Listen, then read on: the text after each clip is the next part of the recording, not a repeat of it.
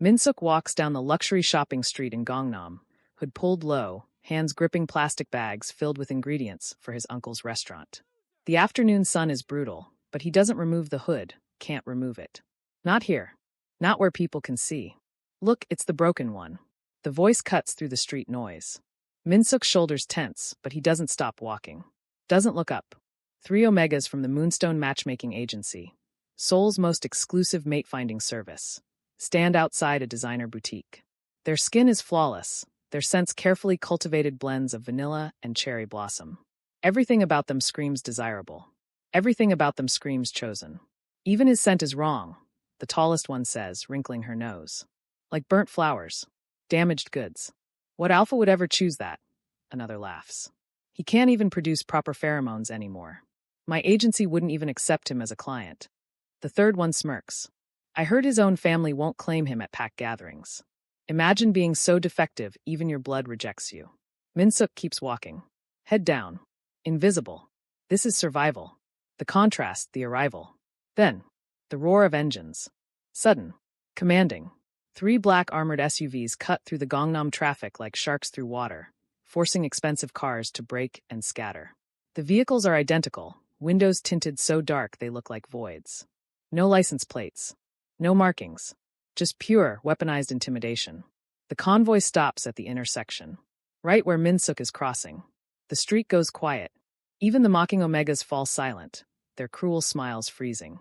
Everyone in Gangnam knows what unmarked black SUVs mean. Everyone knows what kind of power moves through Seoul in convoys. The gaze, the powerful man. The center vehicle's window lowers. Not all the way, just 3 inches. Just enough. Inside, Kang Seo-jin sits in tailored darkness. His face is sharp angles and controlled violence. Tattooed hands rest against expensive Italian fabric. His eyes, black, ancient, infinitely patient, scan the scene with the attention of an apex predator cataloging prey. He doesn't look at the 3 beautiful Omegas who have gone very still, their carefully crafted scents spiking with fear-tinged interest. He looks at the hooded figure, the one with grocery bags, the one walking with his head down, shoulders curved protectively inward, but still walking, still moving forward despite the humiliation. Something stirs in Seo-jin's chest, something that hasn't woken in years. The alpha inside him, the part that can't be controlled or reasoned with, lifts its head and focuses. He doesn't see scars. He doesn't see broken scent glands. He sees dignity wrapped in suffering. Strength disguised as submission. Prey worth hunting. The window rises. The convoy moves on, disappearing into Seoul's traffic like smoke. But Kang Seo-jin has made his decision. The game has begun. Before I tell you what happens next, subscribe to Starry-Eyed Lovers and tell me where you're watching from. Minsuk's hands trembled as he scrubbed the kitchen floor, the harsh chemical smell of bleach burning his damaged scent glands. The restaurant was closed now, empty except for the ghosts that lived in every corner. This place used to smell like his mother's jollof rice and his father's kimchi stew, 2 worlds colliding in perfect harmony on every plate. Faster, Minsuk. The floor won't clean itself. His aunt's voice cut through the memory. He didn't look up, didn't speak, just scrubbed harder, watching his reflection warp in the wet tiles. 12 years ago, this restaurant had been called Harmony, a name his parents chose together when they opened it in Itaewon, back when Seoul was just beginning to embrace fusion cuisine. His father, Lee Jae-sung, had been a celebrated alpha chef trained in traditional Korean cooking. His mother, Adiz, had been an Omega from Lagos with a degree in culinary arts and a laugh that could fill entire rooms. They said it wouldn't work, his father used to say, pulling his mother close in the kitchen while 10-year-old Minsuk watched from the doorway. A Korean alpha and a Nigerian Omega? Opening a restaurant together? The pack elders said I was throwing away my bloodline. Your family said you were too far from home. His mother would smile, her hands dusted with flour, her scent, warm vanilla and shea butter, wrapping around them both like safety.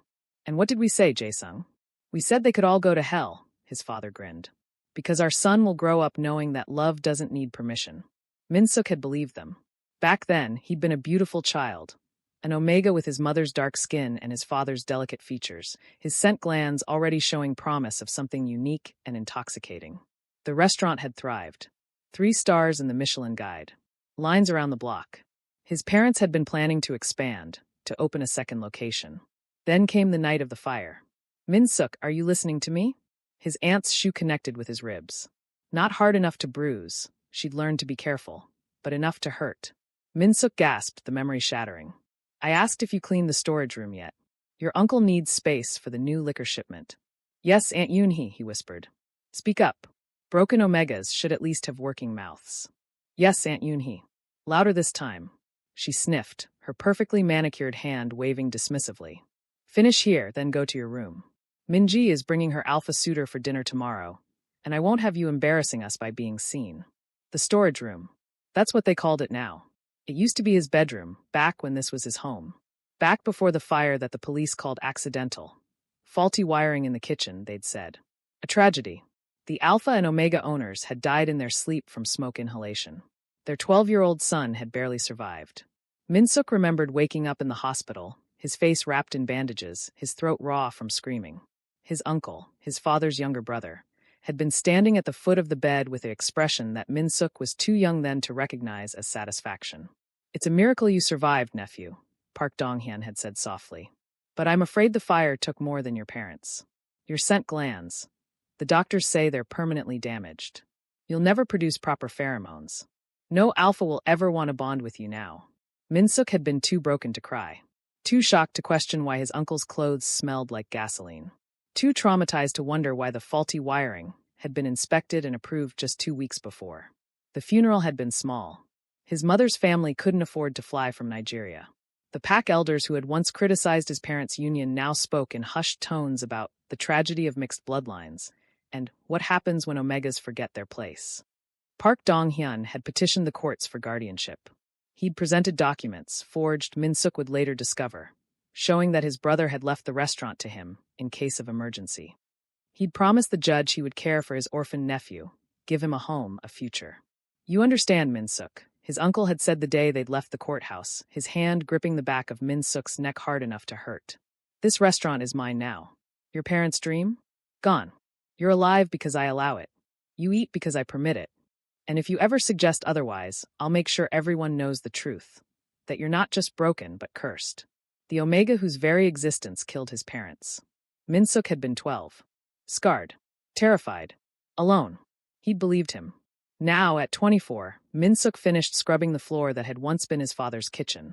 The kitchen where his mother had taught him to make jollof rice, where they'd danced between prep stations, where love had been the secret ingredient in every dish. The floor gleamed. Empty. Soulless. Just like him. He gathered the cleaning supplies and headed toward the storage room, his hood pulled low.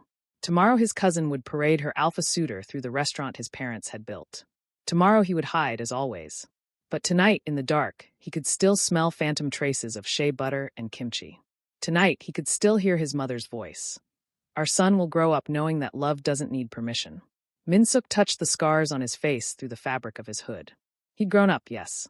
But he'd learned a different lesson entirely. Love was for whole omegas, and he was broken beyond repair. Minsuk's alarm went off at 4:30 in the morning. Not that he needed it. His body had learned the rhythm of survival years ago. He reached for the small orange pill bottle on the makeshift shelf beside his sleeping mat, hands moving in the dark with practiced efficiency. 2 white tablets. The daily dose of scent suppressants that cost most of his meager allowance. The pittance his uncle claimed to pay him for his labor. Without them, the fractured mess of his scent glands would emit random, broken notes that made other omegas uncomfortable and alphas dismissive. With them, he was nearly scentless. A ghost. He swallowed them dry, feeling them scrape down his throat. The storage room was barely 6 feet by 8 feet, wedged between the walk-in freezer and the back exit. Boxes of napkins and industrial cleaning supplies crowded against one wall. His sleeping mat took up most of the floor space. A single light bulb hung from a wire overhead, and in winter, the cold from the freezer seeped through the thin wall until his breath turned to fog. This was home. Minsuk folded his mat and stacked it in the corner, then pulled on his work clothes, the same black pants and gray hoodie he wore every day. The restaurant opened at 11, which meant he had 6.5 hours to complete the morning prep work before his uncle arrived. The kitchen was dark and silent when he entered. He moved through it like a shadow, turning on lights, firing up the stoves, beginning the endless routine. Chop vegetables. Prepare banchan. Check inventory. Clean counters. Wash dishes from the night before that his uncle's hired cook always left for him. He was filleting mackerel when he heard footsteps on the stairs. You're still here? Minji stood in the kitchen doorway, wrapped in a silk robe that probably cost more than Minsuk earned in a year. His cousin was everything Seoul's Omega society prized: petite, fair-skinned, with perfectly functioning scent glands that produced a delicate blend of cherry blossoms and honey. At 22, she'd already rejected for alpha proposals, holding out for someone worthy of her station. "I'm preparing breakfast, as instructed," Minsuk said quietly, not looking up from the fish. "God, you reek of those suppressants. It's like standing next to a chemical plant." She wrinkled her nose dramatically. "How do you live with yourself, knowing you'll never produce a real scent? That no alpha will ever find you desirable." Minsuk's knife paused for just a fraction of a second. "I manage.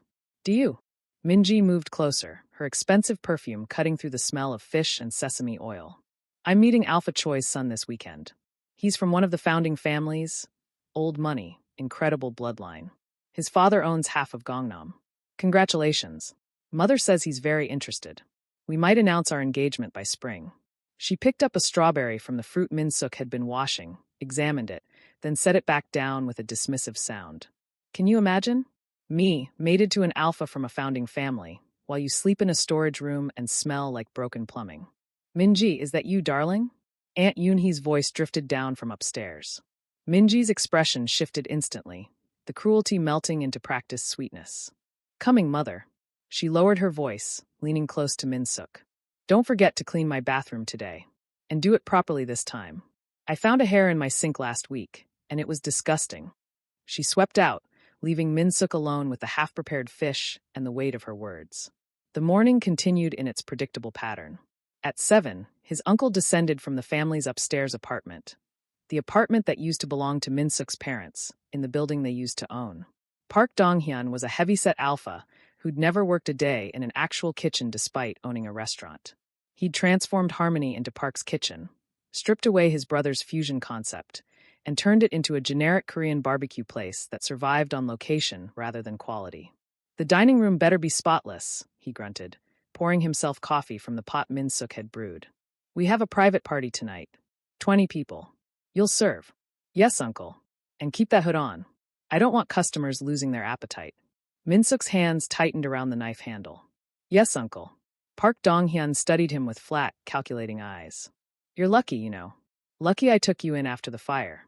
Lucky I give you a roof over your head, food in your belly. Most Omega's as damaged as you would be on the streets." "I'm grateful, uncle." "Are you?" The alpha stepped closer, his imposing bulk casting Minsuk in shadow. "Because sometimes I think you forget your place. I see the way you look at things around here, like you're remembering something. But there's nothing to remember, Minsuk. This restaurant was always mine. Your parents were just managing it for me before their unfortunate accident." The lie sat between them, thick and poisonous. Minsuk had heard it so many times he almost believed it himself. "Almost. I understand, uncle." "Good." Park Dong-hyun clapped him on the shoulder hard enough to hurt. "Now finish prep. And take another suppressant before the party tonight. Your broken scent was bothering the customers last week." Minsuk had already taken his daily dose, but he nodded anyway. "Yes, uncle." The day crawled forward. Minsuk cleaned Minji's bathroom, scrubbed floors, prepped food, set tables, endured casual cruelty from the cooking staff who knew he couldn't fight back. By the time the private party began at 7, he'd been awake for almost 15 hours. He served 20 wealthy alphas and omegas, keeping his hood up, his eyes down, moving between tables like a ghost. They didn't see him. No one ever did. At midnight, when the last customer left and the kitchen was finally clean, Minsuk retreated to his storage room. His scent glands ached, a phantom pain from tissue that would never heal properly. He reached for the suppressant bottle, shook out 2 more pills even though he shouldn't take them this close to his morning dose. The alternative was worse. The alternative was smelling like burned flowers and broken promises. He swallowed the pills and lay down on his mat, staring at the ceiling where water damage had left stains that looked almost like constellations. Somewhere in Seoul, omegas slept in warm beds beside alphas who chose them. Somewhere, people lived in homes that loved them back. But not here. Not him.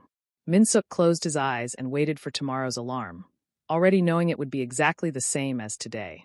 The rain came down in sheets, turning Seoul's back alleys into rivers of reflected neon. Minsuk pulled his hood tighter, plastic bags cutting into his wrists as he hurried through Itaewon's narrow streets. His uncle had sent him out at 11 p.m. for emergency supplies. The restaurant had run out of sesame oil during dinner service, and somehow that was Minsuk's fault. The 24-hour market was 6 blocks away. Minsuk knew every shortcut, every alley that would get him there and back fastest. Time away from the restaurant was time his uncle could find new reasons to be angry. He was cutting through the alley behind the old shipping warehouse when he heard it, a sound that wasn't rain. Wet, labored breathing. A pained grunt. Minsuk froze. Every instinct screamed at him to keep walking. Nothing good happened in alleys at night. Nothing good happened to Omegas alone in the dark. But then he smelled it. Blood. Fresh and copper-sharp, cutting through the rain. He should have run. Instead, he moved toward the sound.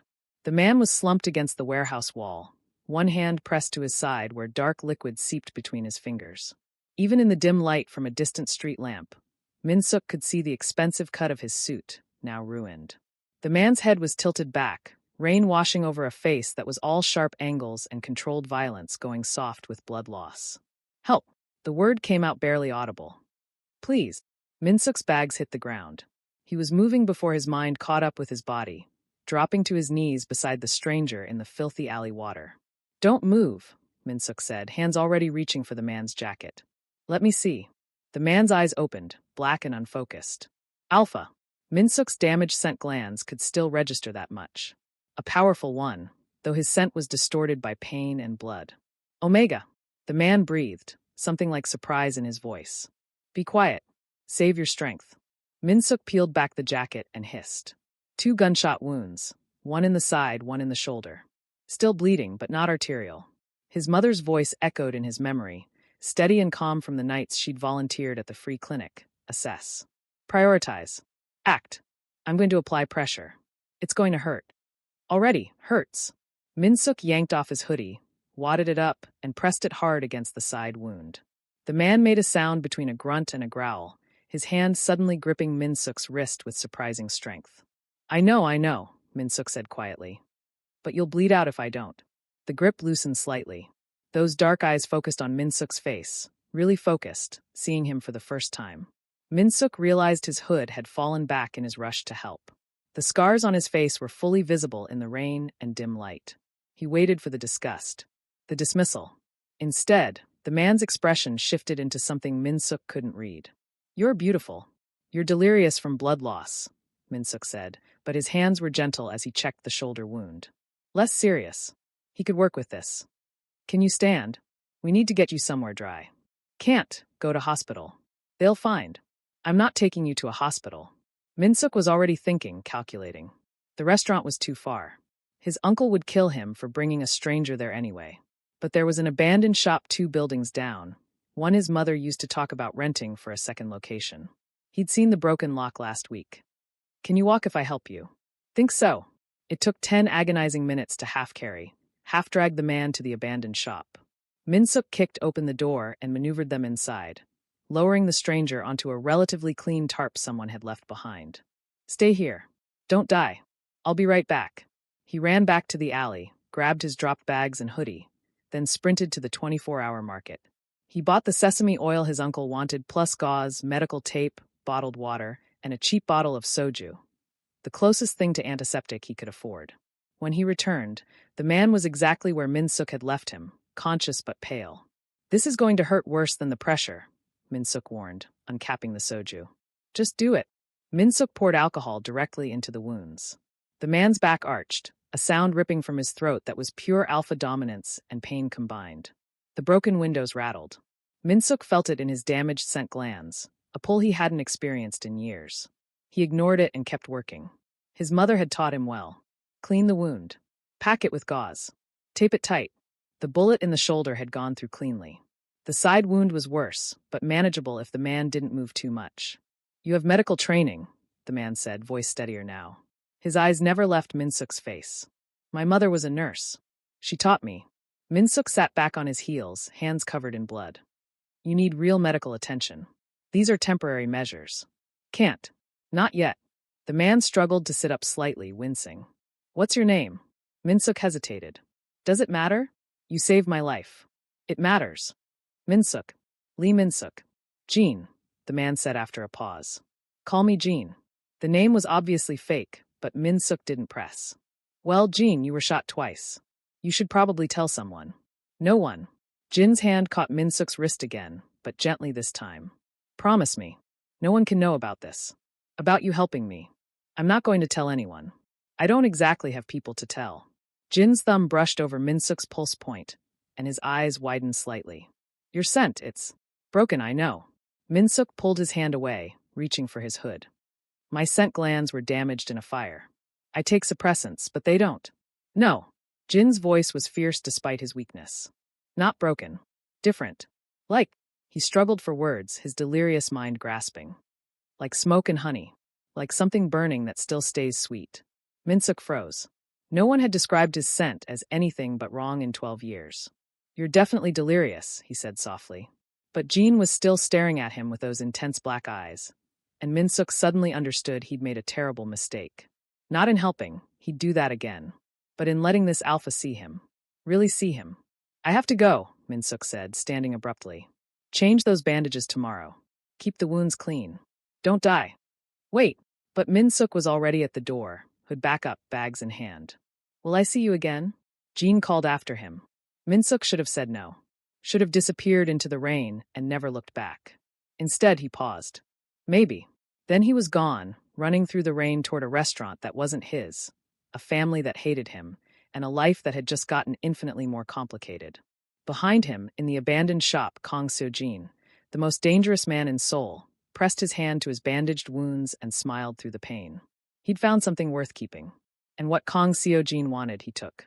Before I tell you what happens next, subscribe to Starry-Eyed Lovers, and tell me where you're watching from. Minsuk was scrubbing the restaurant's front windows when the black sedan pulled up across the street. He barely glanced at it. Luxury cars were common in Itaewon. But then the back door opened, and a man in an expensive charcoal suit stepped out. Jin. Minsuk's hands stilled on the glass. It had been 3 days since the alley. 3 days of wondering if the man had survived, if he'd kept the wounds clean, if infection had set in. 3 days of telling himself it didn't matter, that he'd never see the stranger again. Jin crossed the street with the careful movements of someone still healing. He stopped a few feet away, close enough to speak without shouting, far enough to be respectful. You're a difficult man to find, Lee Minsuk. Minsuk glanced toward the restaurant's interior, where his uncle was meeting with a liquor distributor. You shouldn't be here. Then where should I be? Anywhere else. Minsuk returned to scrubbing, though his heart was racing. How did you find me? I asked around. An Omega who works in Itaewon, wears a hood, knows medical care. Surprisingly specific. Jin moved closer. His scent, cedar and smoke, pure undiluted alpha, washed over Minsuk despite the suppressants. Your bandaging was excellent, by the way. No infection. Good. Now leave before someone sees us talking. Have tea with me. Minsuk's hand slipped, the wet cloth smacking against the window. What? Tea. Tomorrow afternoon. There's a traditional house in Bukshin, very quiet, very private. No one will bother us there. Jin's voice was casual, but there was an intensity in his dark eyes that made Minsuk's damaged scent glands ache. You saved my life. Let me thank you properly. You don't owe me anything. Perhaps. But I'm asking anyway. Jin pulled a business card from his pocket and tucked it into the fold of Minsuk's hood. 2 o'clock. If you don't come, I'll understand. But I hope you do. He was back in the sedan before Minsuk could form a response, the vehicle disappearing into traffic like smoke. Minsuk pulled out the card. All it had was an address in Bukshin and a time, 2 p.m. No name. No phone number. He should throw it away. He slipped it into his pocket instead. The tea house was tucked between traditional hammocks in Bukshin's winding streets, the kind of place tourists walked past without noticing. Minsuk stood outside for 5 full minutes, debating whether this was the stupidest thing he'd ever done. Then Jin appeared in the doorway, and the decision was made. You came, Jin said, and there was genuine relief in his voice. I shouldn't have. But you did. That's what matters. Jin held the door open. Please. The interior was all dark wood and paper screens, private rooms branching off a central corridor. Jin led him to the furthest one, a small space with a low table, cushions on the floor, and a window overlooking a tiny garden. No one could see them here. No one would know. Sit, Jin said, lowering himself carefully onto a cushion. He still moved like his wounds pained him. Minsuk sat across the table, hood still up, hands folded in his lap. A woman appeared moments later with a tray, fragrant tea and small rice cakes. She didn't look at Minsuk, didn't ask questions. Just bowed and left. How did you afford this place? Minsuk asked. The tea house was clearly expensive, the kind of establishment that catered to Seoul's elite. I have resources. Jean poured tea with practiced elegance. Do you come to Buckshin often? Never. I don't leave Itaewon much except for errands. Why not? Minsuk touched his hood. You know why? Jean was quiet for a moment, studying him. May I ask what happened? To your face? Your scent glands. A fire. When I was 12. It killed my parents. I'm sorry. And Jean sounded like he meant it. Is that why you knew how to treat my wounds? Because of the fire? No. My mother taught me before she died. She was a nurse. Minsuk sipped his tea, letting the warmth spread through him. She used to say that healing was the most important skill anyone could learn. That being able to help someone in their worst moment was a gift. She was right. Jean leaned forward slightly. You could have left me in that alley. Most people would have. Most people aren't omegas who remember what it's like to need help and have no one come. The words hung between them, too honest, too raw. Minsuk regretted them immediately. But Jean didn't look away. Didn't judge. Then I'm grateful you're not most people. They talked for an hour. Jean asked questions, careful ones, never pushing too hard. What did Minsuk like to read? What did he remember about his parents' restaurant? If he could go anywhere in Seoul, where would it be? No one had asked Minsuk about himself in years. No one had cared about his thoughts, his memories, his dreams. It was intoxicating and terrifying in equal measure. Will you meet me again? Jean asked as they prepared to leave. Same time next week? Minsuk knew he should say no. This was dangerous. Jean was clearly someone important, someone powerful. And Minsuk was. Minsuk. Broken. Worthless. A servant in a storage room. Yes, he heard himself say. Jean smiled. A real smile that transformed his severe features into something almost gentle. Good. They met every week for a month. Always the same tea house, the same private room, the same careful dance of conversation. Jean never pressed for more than Minsuk was willing to give. Never asked about his uncle or why a 24-year-old Omega lived like a servant. Never demanded to see beneath the hood. But slowly, Minsuk began to unfold. He told Jean about his mother's jollof rice, his father's terrible singing, the way they used to dance in the kitchen.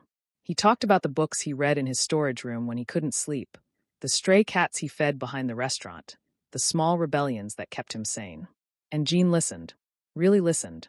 Like every word mattered. Why do you keep meeting me? Minsuk asked during their 5th meeting. You've thanked me for saving your life. You don't owe me anything more. Jean set down his teacup, his dark eyes intense. Because when I look at you, I don't see what's broken. I see what survived. And that's infinitely more interesting than perfection. Minsuk's breath caught. Besides, Jean continued, voice softer now, you're the only person in Seoul who talks to me like I'm human. Do you know how rare that is? You're an alpha. People must. People fear me, respect me, want things from me. But you. Jin's smile was crooked. You told me to stop moving because I'd reopen my wounds. You scolded me like I was a child. No one scolds me, Minsuk. Maybe they should. Jean laughed, a real, genuine sound that made Minsuk's damaged scent glands pulse with something warm and unfamiliar. Then, before he could stop himself, Minsuk reached up and pulled back his hood. The scars were fully visible in the afternoon light streaming through the window. Twisted tissue across his left cheek and jaw. The damaged scent gland at his neck that would never work properly again. All the evidence of the fire that had destroyed his life. Jean went very still. Minsuk waited for the disgust. The pity. The careful look away that people always did. Instead, Jean reached across the table and traced one finger along the scar on Minsuk's cheek. Gentle, reverent, like touching something precious. Thank you, Jean whispered. For what? For trusting me with this. With you. And for the first time in 12 years, Minsuk felt seen. Not as damaged goods. Not as a broken Omega. But as himself. It was the most terrifying and beautiful feeling he'd ever known. The invitation arrived on a Tuesday morning in a cream-colored envelope so thick and expensive that Minsuk's aunt literally gasped when she opened it. Donghyun. Donghyun, come here right now. Minsuk was washing breakfast dishes in the kitchen, but he could hear everything through the thin walls. His uncle's heavy footsteps descended the stairs, followed by the rustle of paper. What is this? Park Donghyun's voice was sharp with suspicion. It's an invitation to the Seoul Alpha Summit Gala. The Seoul Alpha Summit, Donghyun. Aunt Yoon, he sounded like she might faint from excitement. This is the most exclusive event in Korea. Only the most powerful alphas and their families receive invitations. How did we? Let me see that. Silence. Min-suk slowed his dishwashing, straining to hear. It's legitimate, his uncle said finally, wonder creeping into his voice. The seal is real. The hosting committee. These are the founding families. The chaebol. Old money. Real power. But why us? We're not. I mean, the restaurant is successful, but we're not that level. Perhaps someone noticed our contributions to the business community, Park Dong-hyun said, his voice taking on the pompous tone he used when lying to himself. We have been making quite a name for ourselves. Min-suk gripped the edge of the sink. His father's restaurant had been featured in Michelin guides. His parents had been invited to cook for foreign dignitaries. That had been making a name. What his uncle ran was barely breaking even. We'll need new clothes, Aunt Yoon-hee was saying, her voice climbing with excitement. Minji will need a proper gown. This could be her chance to meet an alpha from a founding family, a real match, not these middle-tier suitors who've been calling. Mother? What's happening? Minji's sleepy voice joined the conversation. Within moments, the upstairs apartment erupted in squealing and planning. Min-suk returned to his dishes, each plate scrubbed with mechanical precision. He should have known better than to hope. Absolutely not. Park Dong-hyun stood in the kitchen doorway that evening, arms crossed, his expression thunderous. Min-suk had made the mistake of asking, just asking, if he might be able to attend the gala as well. It's a family invitation, Uncle. I'm family. You are an embarrassment. His uncle's voice was flat, matter of fact. Do you think I'm going to parade a broken omega in front of Seoul's elite? Have you seen yourself, Min-suk? Actually looked in a mirror? I just thought. You thought wrong. This is our chance to elevate this family's standing. Minji could catch the eye of a powerful alpha. I could make connections that would secure our future for generations. Park Dong-hyun stepped closer, lowering his voice to something almost pitying. You think anyone at that gala wants to see a scarred omega who smells like chemical suppressants? You'd ruin everything just by existing in the same room. Min-suk's hands trembled at his sides. I understand, Uncle. Do you? Because I'm not sure you do. His uncle's expression hardened. You will not attend. You will not ask again. And on the night of the gala, you will stay here, out of sight like you should. Am I clear? Yes, Uncle. Good. Now clean the freezer. It smells like something died in there. Min-suk threw himself into work for the next 3 days, trying not to think about the gala or the way his family discussed it constantly. The guest list, the venue, what it all meant for their social standing. Trying not to think about how he'd never be part of that world, how he'd always be the dirty secret locked in the storage room. Trying not to think about Jean. Their next meeting was supposed to be Thursday at 2. Min-suk arrived at the tea house 15 minutes early, his heart doing something stupid and hopeful in his chest. Jean didn't come. Min-suk waited for 2 hours, drinking tea he couldn't taste, watching the door. At 4 o'clock, the tea house owner gently suggested he leave. They needed the room for another reservation. Maybe Jean had been delayed. Maybe something had come up. Min-suk went back the following Thursday. And the Thursday after that. Jean never appeared. By the 3rd week, the tea house owner recognized him with pitying eyes. Your friend hasn't made a reservation, dear. Perhaps you should stop coming. Min-suk walked back to Itaewon in the rain, hood pulled low, something cold and heavy settling in his chest. Of course Jean had stopped coming. Why wouldn't he? He'd satisfied his curiosity about the scarred omega who'd saved him, had his fun playing at friendship with someone beneath his station, and now he was done. Min-suk had been an idiot to think it meant anything more. The storage room felt smaller than usual that night. The walls pressed in, the cold seeped deeper, and Min-suk couldn't stop seeing Jin's face when he'd traced the scars, couldn't stop hearing the warmth in his voice. When I look at you, I don't see what's broken. Lies. All of it. On Sunday, his aunt demanded Min-suk clean out the upstairs storage closet. The one that had once belonged to his parents, now stuffed with his uncle's family's overflowed junk. I need space for Minji's new gala gown, Aunt Yoon-hee said. Get rid of anything useless. Min-suk climbed the narrow stairs to the apartment he hadn't entered in years. The closet was cramped and dusty, filled with boxes of old tax documents, broken appliances, random knickknacks his uncle hoarded for no reason. At the very back, pushed into the corner and covered with a stained sheet, Min-suk found a trunk. His hands froze on the latch. He knew this trunk. His mother had kept it in her bedroom, had stored her precious things inside. Things from Nigeria, from her life before Korea, from the early days of her marriage. Min-suk glanced toward the door. His aunt was downstairs, his uncle at the restaurant, Minji out shopping. He was alone. He opened the trunk. The scent hit him first, Faint after all these years, but unmistakable. Shea butter and vanilla. His mother's scent preserved in fabric. Min-suk's damaged scent glands throbbed, trying desperately to hold on to something they'd lost 12 years ago. Inside, carefully wrapped in tissue paper, was his mother's traditional hanbok, the one she'd worn for special occasions. Deep blue silk with gold embroidery, the kind of craftsmanship that cost a fortune and lasted generations. Beneath it were photo albums, letters in Igbo that Min-suk couldn't read, small jewelry boxes. And photographs. Min-suk lifted them with shaking hands. His parents on their wedding day. His father in a traditional hanbok, his mother in a white dress and traditional Nigerian gele, both of them grinning like they'd won the lottery. His mother pregnant, glowing, standing in the restaurant kitchen. His father holding baby Min-suk, his expression pure wonder. The three of them together, a family, whole and happy and alive. "We built something beautiful," his mother had said in one of his last clear memories of her. "This restaurant, this life, you. All of it beautiful, my sweet boy." Min-suk pressed the photographs to his chest, tears burning tracks down his scarred face. They'd been beautiful. They'd been happy. They'd loved him unconditionally, had never once made him feel like he was too much or not enough or broken. And his uncle had stolen it all. The hanbok seemed to shimmer in the dim closet light, the gold embroidery catching like stars.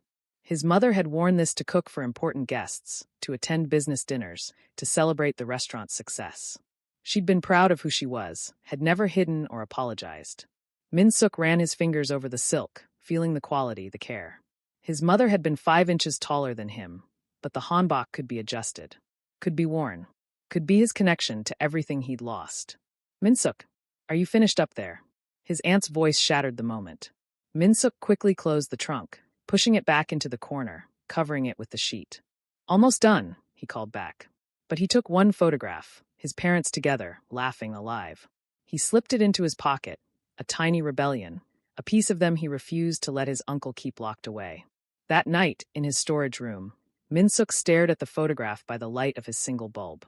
Jean was gone. The gala was in 2 weeks. His family was planning their grand entrance into Seoul's elite while he scrubbed their floors. Nothing had changed. Except, Min-suk traced his mother's face in the photograph. She'd been brave. She'd been bold. She'd built a life on her own terms despite everyone saying it was impossible. Maybe her son could do the same. Maybe. The knock came at 7 p.m., exactly 2 hours before the gala was scheduled to begin. Min-suk was in his storage room, trying to convince himself that wearing his mother's hanbok wasn't the most reckless thing he'd ever considered. The silk felt impossibly delicate against his scarred skin, the weight of it both foreign and familiar. His mother had been taller, but he'd managed to adjust the fit well enough. In the cracked mirror propped against the wall, he almost didn't recognize himself. The knock came again. Insistent. Not his uncle's pounding or his aunt's impatient rapping. This was deliberate, professional. Min-suk opened the back door to find 2 people in immaculate black suits, a woman with sharp eyes and a man built like a wall. Between them sat a garment bag and a sleek black box. "Lee Min-suk?" the woman asked. His heart stopped. "Who's asking?" "We're here on behalf of someone who wishes you to attend the Seoul Alpha Summit Gala tonight." She held out the garment bag. "He apologizes for his absence these past weeks. Business required his full attention. But he hopes you'll accept this invitation." Jean. It had to be Jean. Min-suk's hands trembled as he took the bag. Inside was a geoggery jacket in deep midnight blue with silver embroidery, modern, perfectly tailored, designed to layer over the traditional hanbok he was already wearing. The black box contained shoes, accessories, and a small card with 2 words in elegant script. "Forgive me." "There's a car waiting," the man said. "If you wish to attend." Min-suk looked down at himself, at his mother's hanbok, at the gifts from a man whose real name he didn't even know. Every rational part of his brain screamed that this was insane. His uncle was already at the gala with his family. If they saw him there. But his mother's voice whispered in his memory, "We built something beautiful." "Give me 5 minutes," Min-suk said. The Shilla Hotel's grand ballroom was something out of a dream, or a nightmare, depending on your perspective. Crystal chandeliers dripped light across polished marble floors. Floor-to-ceiling windows overlooked Seoul's glittering skyline. And everywhere, were alphas and omegas who represented the absolute pinnacle of Korean society. Min-suk stood just inside the entrance, his hood deliberately left behind in the car, his scars on full display beneath the soft lighting. The midnight blue geoggery jean had sent fit perfectly over his mother's hanbok, the combination traditional and modern at once. He'd never worn anything so fine. Had never stood in a room like this. A server passed with champagne. Min-suk took a glass just to have something to hold, something to keep his hands from shaking. Did you see the ice sculpture? Someone murmured nearby. Tacky. The parks are trying too hard. Min-suk's attention sharpened. He drifted closer to the conversation. Two elegant omegas in designer hanbok, their scents perfectly curated. I heard Park Dong-hyun practically bought his way into this event, one was saying. Donations to every committee member's favorite charity. So desperate. Well, his daughter is pretty enough. Maybe she'll catch someone's eye. If they can overlook her mother's nouveau riche desperation. Min-suk almost smiled. So his uncle wasn't the success story he pretended to be. Even here, among Seoul's elite, the parks were seen as climbers. Pretenders. He moved through the ballroom like a ghost, observing everything. The alphas clustered in groups, discussing business deals and political alliances. The omegas displayed like prizes, their beauty and bloodlines the subject of careful evaluation. Servers glided between guests. A string quartet played in the corner. This was the world he'd been excluded from. The world that had decided he wasn't worthy. It was beautiful and hollow and utterly predictable. Excuse me, but I don't believe we've met. Min-suk turned to find an older alpha studying him with curious eyes. I'm sorry, I don't. Kim Taeyong. I run the hospitality division for Silla Corporation. The alpha's gaze dropped to Min-suk's scars without flinching. That's an interesting combination you're wearing. Traditional hanbok with a modern overlay. The craftsmanship is exceptional. Thank you. The hanbok was my mother's. Was she in fashion? No. She was a chef. She and my father ran a restaurant in Itaewon. The words came out before Min-suk could stop them, proud and clear. Kim Taeyong's eyebrows rose. A chef? How wonderful. My late wife was passionate about food. She always said the best meals came from places with heart, not just skill. He smiled, genuinely warm. I hope you enjoy the evening. He moved on, leaving Min-suk standing there, slightly dazed. Someone had spoken to him like a person. Had seen his scars and didn't care. Had valued his parents' profession. Maybe this world wasn't entirely hollow. Then he heard his cousin's voice, sharp with shock. Min-suk. He turned slowly. Minji stood 10 feet away in an elaborate pink gown, her perfect face twisted in disbelief. Beside her, Aunt Yoonhee's expression cycled rapidly from confusion to recognition to absolute horror. What are you doing here? Minji hissed, closing the distance between them. How did you mother? It's him. It's actually him. I can see that. Aunt Yoonhee's voice was ice. Min-suk, you need to leave. Right now. I was invited. Invited? Minji's laugh was shrill. You? Who would invite you? Look at you. You're wearing traditional dress to a modern gala. You reek of suppressants. And those scars are none of your concern, Min-suk said quietly. But Minji was already turning, her voice rising to carry across the nearby guests. Everyone, I apologize. This is my cousin. He wasn't supposed to be here. He's not well. We've been trying to get him help, but... Minji, stop, Min-suk said. Why should I? You're embarrassing us. You're embarrassing yourself. She turned to the growing circle of onlookers, her expression shifting to practiced concern. My cousin had an accident years ago. It affected his mind as well as his appearance. He sometimes has delusions about being part of society events. I'm not delusional. Then why are you here? Minji's mask cracked, real cruelty bleeding through. Did you steal that hanbok? Is that mother's jewelry? Oh my God, you stole from us to dress up and play pretend. That hanbok belonged to my mother. Min-suk's voice was steel. As did everything I'm wearing. It's mine by right. Your mother? Aunt Yoonhee stepped forward, her face flushed. That broken woman who filled your father's head with nonsense about fusion cuisine? Who couldn't even keep her restaurant from burning down. The room had gone very quiet. Min-suk felt eyes on him from every direction, curious, pitying, judging. My mother was brilliant, he said softly. And my father loved her. They built something beautiful together. They built a death trap that killed them both and ruined you, Minji snapped. Look at yourself, Min-suk. You're damaged. Broken. Your scent glands don't even work properly. What alpha would ever want you? Minji, that's enough, someone said from the crowd.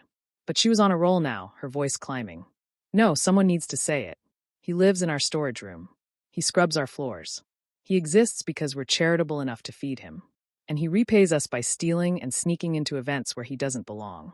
The hanbok is mine. Min-suk's voice cracked. Everything my parents built was mine, and your father stole it. He stole the restaurant. He stole their legacy. He stole my life. How dare you? Park Dong-hyun's voice boomed across the ballroom. Min-suk's uncle pushed through the crowd, his face purple with rage. He grabbed Min-suk's arm hard enough to bruise, his alpha dominance rolling out in waves meant to force submission. You ungrateful little. I took you in when no one else would. I gave you a home, food, a purpose. And this is how you repay me? With lies and theft and delusions. It's not a lie, Min-suk said, but his voice was small now, breaking. Guards, Park Dong-hyun called. This Omega snuck in without an invitation. He's been making wild accusations and disturbing the guests. Please escort him out. 2 security personnel started toward them. No, wait, I was invited. By who? Minji demanded. Who would invite broken goods like you to the Seoul Alpha Summit? The phrase hung in the air. Broken goods. The whispers started immediately, spreading through the crowd like poison. Min-suk saw the looks, the judgment, the pity.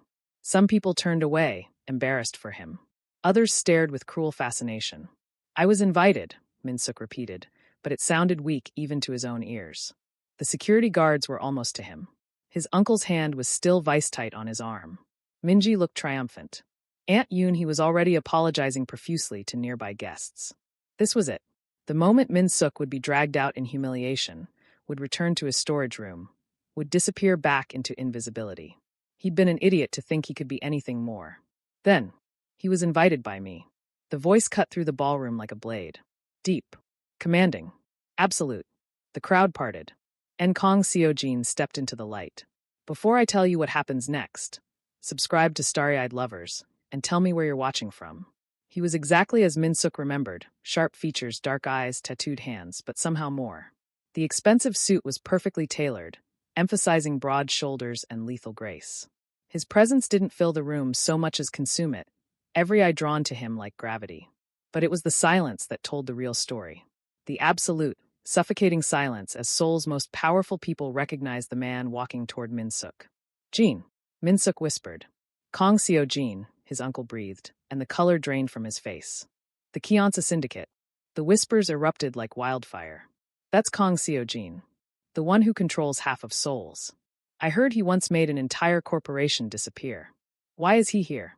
Seo-jin stopped directly in front of Min-suk, ignoring everyone else in the ballroom. His hand came up, fingers gentle as they traced the scars on Min-suk's cheek. The same gesture from the tea house, but here now, in front of hundreds of witnesses. I apologize for my absence, Seo-jin said softly. I had to prepare something special for tonight. You're Jin, Min-suk said, still processing. You're actually. I'm the man who invited you here. The man who sent the car, the clothes, the invitation your uncle received. Seo-jin's smile was sharp as a blade.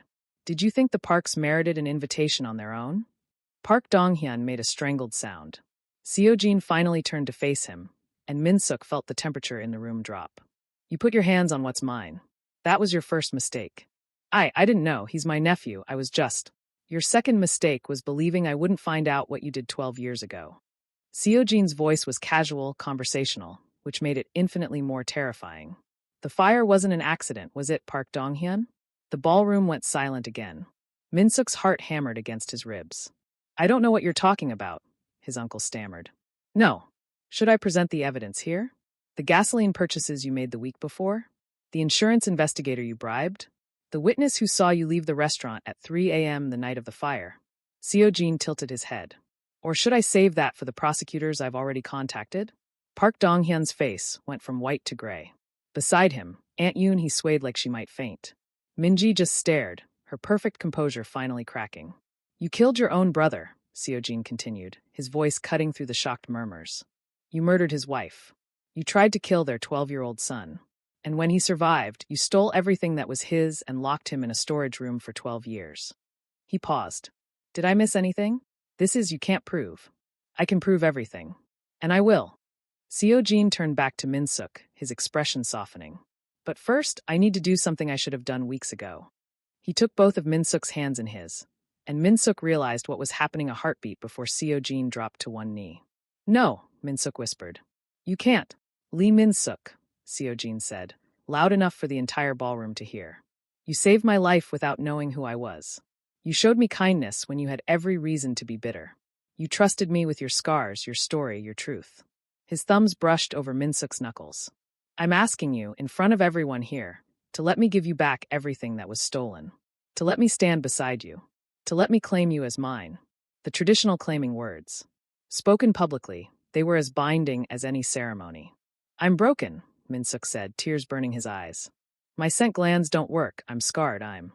Perfect, Seojin interrupted. You're absolutely perfect. Then he rose, pulled Minsuk close, and pressed his face to the damaged scent gland at Minsuk's neck. The scent marking was supposed to be private, intimate. But Seojin did it here, now, in front of Seoul's elite. His scent, cedar and smoke and pure alpha dominance, rolled over Minsuk in waves. Even through the suppressants, even through the broken glands, Minsuk felt it sink into his skin, claiming him on a level deeper than words. When Seojin pulled back, his eyes were molten. This Omega is mine. Anyone who harms him, insults him, or questions his worth answers to me. Is that clear? The ballroom erupted in shocked whispers, but no one dared disagree. Seojin turned to the string quartet, who had stopped playing somewhere during the confrontation. Music. Now! They started immediately. A traditional waltz, the kind played at formal bonding ceremonies. I can't dance, Minsuk said as Seojin pulled him toward the center of the floor. Then I'll teach you. Seojin's hand settled at his waist, the other clasping Minsuk's fingers. Just follow me. The crowd parted as they moved onto the empty dance floor. Every eye in the ballroom watched as the most dangerous alpha in Seoul held a scarred Omega in traditional hanbok and began to dance. Minsuk stumbled at first, overwhelmed and terrified and still processing that this was real. But Seojin was patient, his lead strong and sure, guiding Minsuk through each step. Why? Minsuk finally asked. Why me? Because you're the only person in Seoul who looks at me and sees a man instead of a weapon. Seojin pulled him closer. Because you scolded me for moving too much with a bullet wound. Because you taste tea like it's precious. Because you survived 12 years of hell and still have kindness left in you. He leaned in, his breath warm against Minsuk's ear. And because the first time I caught your scent, that broken, beautiful scent, every alpha instinct I have said mine. Minsuk's damaged scent glands pulsed, trying desperately to respond, to scent mark back. It barely worked, just a faint ghost of what it should be. But Seojin inhaled deeply, like it was the finest perfume. Smoke and honey, he murmured. Perfect. They danced while the crowd watched in silence. They danced while Park Dong-hyun stood frozen, his empire crumbling around him. They danced while Minji's perfect life shattered. They danced while Seoul's elite whispered and gossiped and tried to understand how this had happened. And Minsuk, for the first time in 12 years, felt like he was exactly where he belonged. In the arms of an alpha who chose him. Not despite his scars, but with full knowledge of every broken piece. When the music ended, Seojin didn't let go. Instead, he raised Minsuk's scarred hand to his lips and kissed it, gentle and reverent. Mine, he said again. And the ballroom erupted in applause. The applause was still fading when Seojin raised one hand, and the ballroom fell silent again. Minsuk stood beside him, still processing everything, his hand clasped firmly in Seojin's grip. Before we continue celebrating, Seojin said, his voice carrying to every corner of the room, there's one more matter to address. He gestured, and the woman who'd brought Minsuk to the gala appeared, carrying a slim tablet. She handed it to Seojin with a small bow. Park Dong-hyun, Seojin continued, turning toward Minsuk's uncle, who looked like he wanted to disappear into the marble floor. You've operated for 12 years under the assumption that your crimes were buried deep enough. That a 12-year-old boy was too traumatized to remember. That money and intimidation could rewrite history. I don't know what lies this boy has told you. I'm not interested in lies. Only facts. Seojin tapped the tablet. Shall we start with the insurance investigator? Jung Kwang-ho. You paid him 200 million won to rule the fire as accidental faulty wiring. He's already given a full confession to the prosecutors. Would you like to hear the recording? Park Dong-hyun's mouth opened and closed soundlessly. No. Then let's discuss the gasoline purchases. 3 separate stations, paid in cash, the week before the fire. We have security footage from 2 of them. The timestamps match your work schedule perfectly. Seojin swiped the screen. Or should we talk about the witness? The homeless man who saw you leaving Harmony Restaurant at 3 a.m. the night of the fire, carrying a red container. He's been living in Busan for the past 12 years, too afraid to come forward. My people found him last month. He's ready to testify. The ballroom had gone deathly silent. Every phone was down, every conversation stopped. This was no longer just a gala, it was a public execution. You killed my father, Minsuk said, his voice shaking. Your own brother. Park Dong-hyun's face twisted. He didn't deserve the restaurant. I was the one who helped him get the loan. I was the one who introduced him to suppliers. And what did he do? Married that foreign Omega and acted like he built everything himself. So you murdered him. Seojin's voice was ice. You doused the kitchen in gasoline while they slept. You set the fire and locked the doors from the outside. You planned to kill all three of them. No, the boy wasn't supposed to. Park Dong-hyun caught himself, but too late. Wasn't supposed to survive. Seojin finished. Yes, that's the conclusion I came to as well. Which brings us to the second crime. Min-suk felt cold wash through him. Second, Seojin's expression was gentle when he looked at Min-suk, but his words were brutal. The attack that damaged your scent glands. 6 months after the fire. Do you remember the men who did it? I. Min-suk's hand went to his neck involuntarily. There were 3 of them. In an alley near the hospital where I had follow-up appointments. They said I was an abomination, that mixed-blood Omegas didn't deserve to exist. They held me down, and his voice broke. They burned my scent glands with cigarettes until they stopped working. The sound that went through the crowd was pure horror. Those men, Seojin said quietly, were hired by your uncle. Paid 50 million won to make sure you could never bond with an alpha, could never be seen as desirable, could never escape his control. No, Min-suk whispered. You're insane, Park Dong-hyun shouted. I would never. I took him in. I cared for him. You locked him in a storage room and treated him like a servant for 12 years. Seojin's calm finally cracked, rage bleeding through. You stole his inheritance, his restaurant, his future. And when you realized he might still grow up to claim what was his, you paid thugs to destroy him so completely that no alpha would ever want him. You made him unmarriageable, worthless in Omegaverse society, dependent on you forever. Park Dong-hyun was shaking now, sweat beading on his forehead. You can't prove. 2 of the 3 men are already in custody. They've confessed. Bank records show the payment from your account to theirs. Seojin's smile was predatory. I can prove everything, Park Dong-hyun. Every single crime. Every lie. Every cruelty. The authorities have been notified, the woman with the tablet said, stepping forward. Prosecutors are filing charges for first-degree murder, attempted murder of a minor, fraud, embezzlement, and conspiracy. Assets have been frozen as of 20 minutes ago. As if on cue, sirens wailed outside the hotel. Through the floor-to-ceiling windows, Min-suk could see police cars pulling up, their lights painting the building in red and blue. Aunt Yoon, he let out a strangled sob. Minji stood frozen, her face blank with shock. No, Park Dong-hyun said. No, you can't. I have connections. I have lawyers. And I have the truth. Seojin's voice cut through the panic. Along with resources you can't imagine. You're done, Park Dong-hyun. The restaurant will be returned to its rightful owner. Your assets will be liquidated to pay restitution. And you'll spend the rest of your life in prison, wondering if it was worth it. Police officers entered the ballroom, their presence surreal against the crystal and silk. They moved directly toward Park Dong-hyun, who backed up instinctively. Lee Min-suk, one officer said, approaching carefully. We'll need your statement, but not tonight. Tonight you should. He's with me, Seojin said. Anything you need can wait until tomorrow. The officer glanced between them, noting the scent marking, the protective stance. Understood. We'll be in touch. They took Park Dong-hyun away in handcuffs, his protests echoing through the ballroom until the doors closed. Aunt Yoon, he was escorted out for questioning, still crying. Minji followed in silence, her perfect life shattered beyond repair. Min-suk watched them go, feeling nothing and everything at once. 12 years of captivity, of abuse, of believing he deserved it. And it had all been a lie. A crime. A calculated destruction of a 12-year-old boy who'd survived when he wasn't supposed to. Min-suk. Seojin's hand cupped his face gently. Stay with me. He destroyed my scent glands on purpose, Min-suk said, the words hollow. So no alpha would want me. So I'd be trapped. And he failed.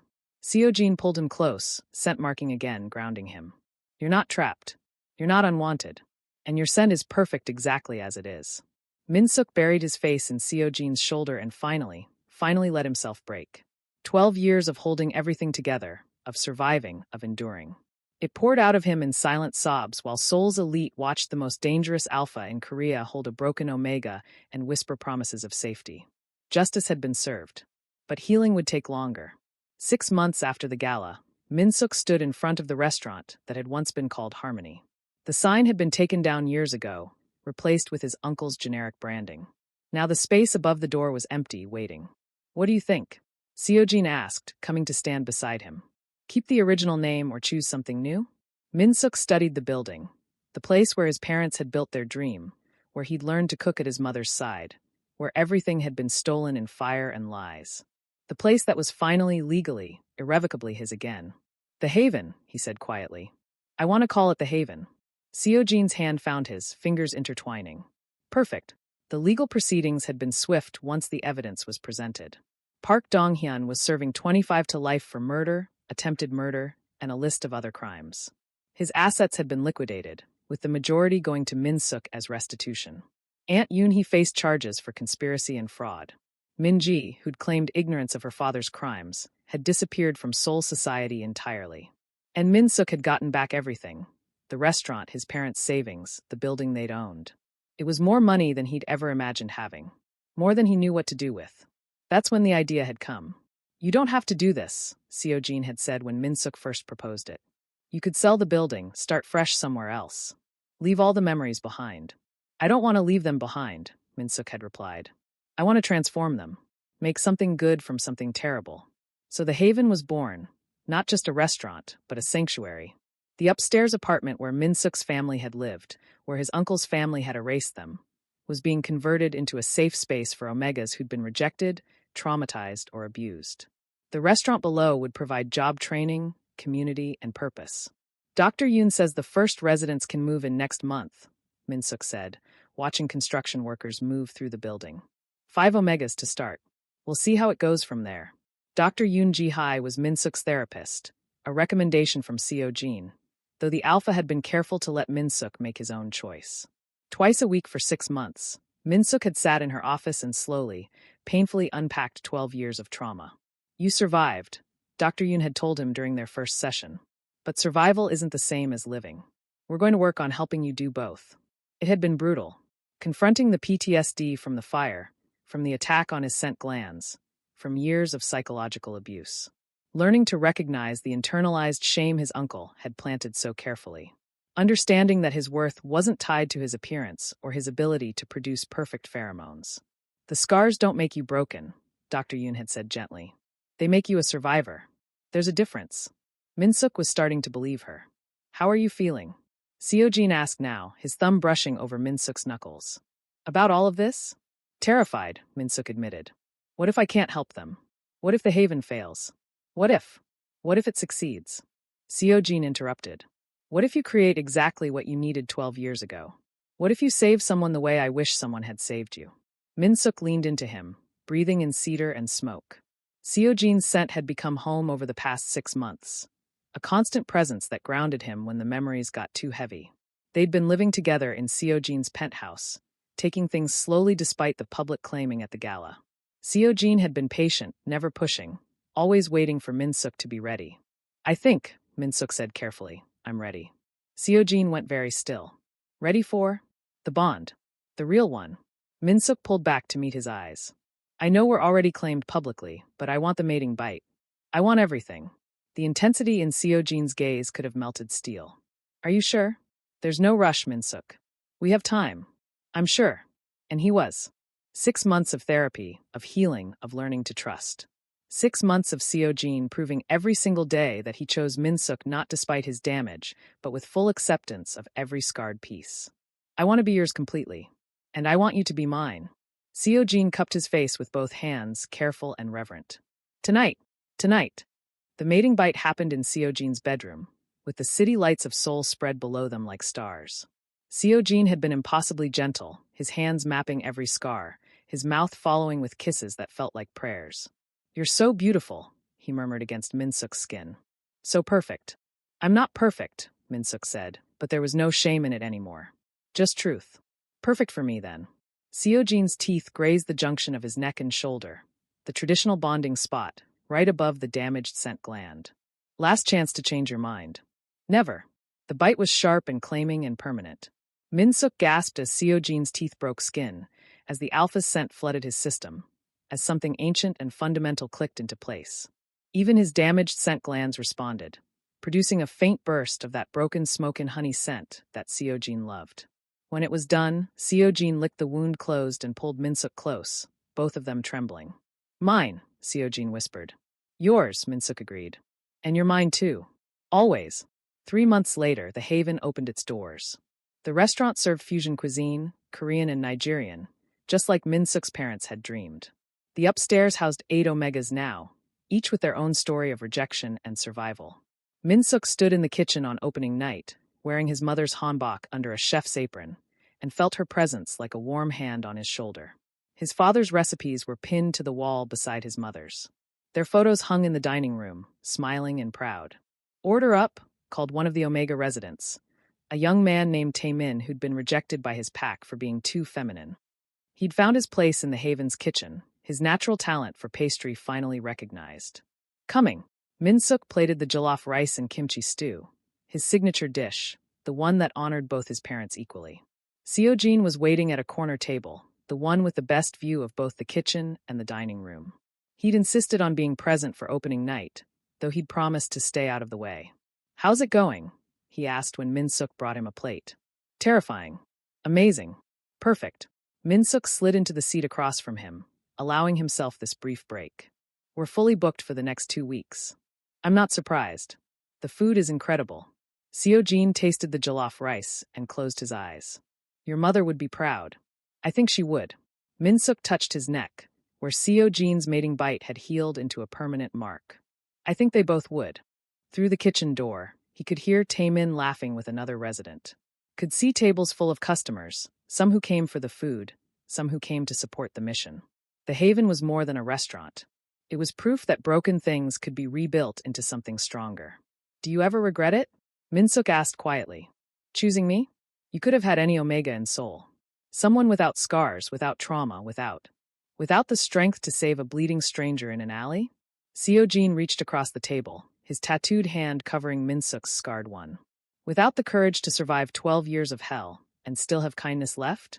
Without the vision to turn pain into purpose?" He shook his head. "I don't want any other Omega in Seoul. I want you, exactly as you are." Min-suk felt tears prick his eyes, but they were good tears. Healing tears. "Besides," Seo-jin added with a slight smile, "you're the only person who still scolds me when I work too late. Someone has to keep me human." "Someone has to," Min-suk agreed. They sat together in the restaurant that had been stolen and reclaimed, surrounded by the smell of fusion cuisine and new beginnings. Min-suk's scars caught the light, visible, permanent, and finally, blessedly, just part of his story rather than all of it. He'd been told no alpha would ever choose him.